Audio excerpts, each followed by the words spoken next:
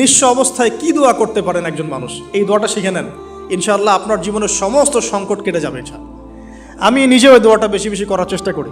দোয়াটা হচ্ছে, মুসা আলাইহিস সালাম একটা গাছের নিচে হেলান দিয়ে বসলেন, বসে দেখলেন দুইজন মেয়ে দাঁড়িয়ে আছে দূরে, পানি নিতে পারছে না, লোকজন পানি নিয়ে যাচ্ছে, ওরা দাঁড়িয়ে আছে বেচারি।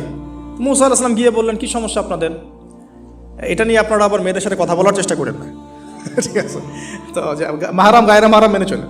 তারা বললেন যে আমাদের বাবা অনেক বৃদ্ধ মানুষ, আমরা পানি নিতে পারি না যতক্ষণ না আমাদের কম পানি নিয়ে চলে যায়। মুসা আলাইহিস সালাম তো একটু বললাম না, ফিজিক্যালি খুব স্ট্রং ছিলেন, থাকে না বডি বিল্ডার, সামনে গিয়ে কথা বলে সরব পানি নিতে দাও, তখন মানুষ একটু মূল্যায়ন করে না। তো মুসা আলাইহিস সালাম এভাবে পানি নিয়ে দিলেন এবং বাছুরদেরকে পানি পান করালেন, করিয়ে গাছের নিচে এসে বসে আছেন। বসে বসে তিনি দোয়া করছেন, এই যে দোয়াটা তিনি দোয়া করছেন, রব্বি, একটা নেক কাজ করলেন, নেক কাজ করলেন না, মানুষের উপকার করলেন, নেক কাজ করে এসে গাছের নিচে বসে দোয়া করছেন, আল্লাহ এখানে তো আমার খাবার পানি বাসস্থান কিছুই নাই, আমি কি করব?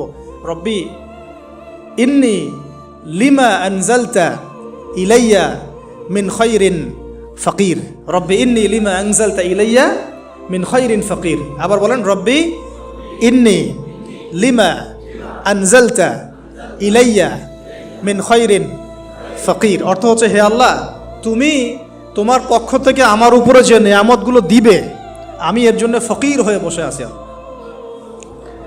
অর্থ